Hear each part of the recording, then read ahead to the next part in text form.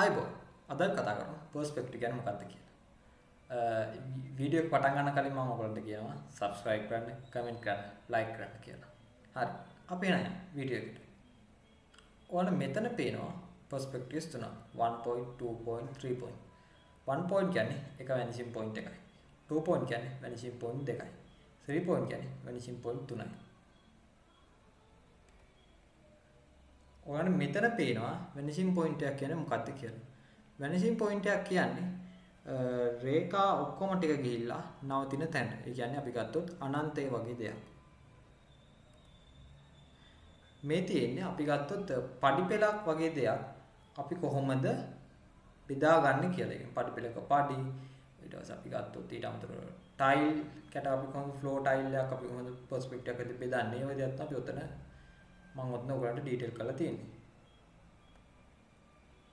ඊට අමතරව මේ තියෙන්නේ 1 point perspective එකක් A to Z තමයි උතන තියෙන්නේ. කියන්නේ පටන් අරගත්තට පස්සේ vanishing point එක තියලා lines දාලා ඒ විදිහට ඔක finalize වෙන්නේ කොහොමද කියලා තමයි ඔය capture එකේ ඔයගලන්ට පේන්න තියෙන්නේ. මේ තියෙන්නේ central vanishing point එකකුයි side එකෙන් vanishing point එකකුයි තියෙන 1 point perspective එකක්. මේ තියෙන්නේ 2 point perspective එකක්.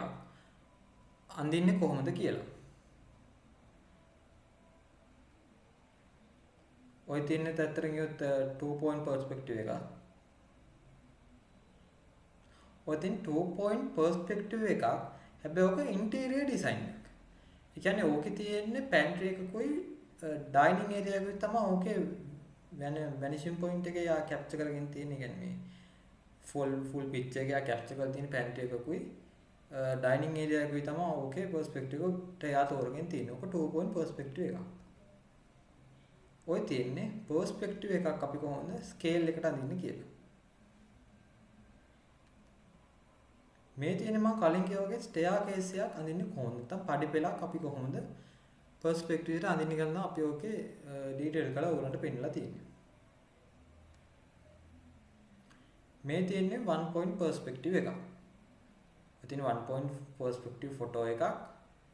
ඒක අපි කොහොමද perspective එක බෙදාගෙන තියෙන්නේ කියලා. vanishing point එක lines ටික horizontal line ටික vertical line ටික ඊට අපි කොහොමද බෙදාගෙන තියෙන්නේ කියලා.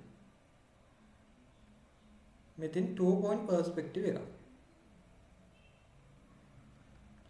ඊට අමතරව මේ තියෙන්නේ 3 point perspective එකක්.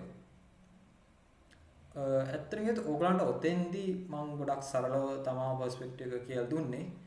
ඔතෙන්ට එහා ගියපු ලොකු දෙයක් තියෙන perspective එක. perspective එක ගොඩක් ටිකක් අමාරු lesson එකක්. perspective ඊට section ඒ වගේ දේවල් ගැන ටිකක් අමාරු lesson. ඒකට ඒ වගේ දේවල් එතකොට මම මේ සරලව කිව්වට ඒකට ටිකක් සංකීර්ණයි. මේක මීට වඩා deeply අපිට කියලා දෙන්න පුළුවන්. මේක අපි short video එකක් හදා මේක අපි දාන්නේ. අදට මේ වීඩියෝ එක ඉවරයි. අපි තවත් වීඩියෝ එකක් අපි හම්බෙමු. Thank you.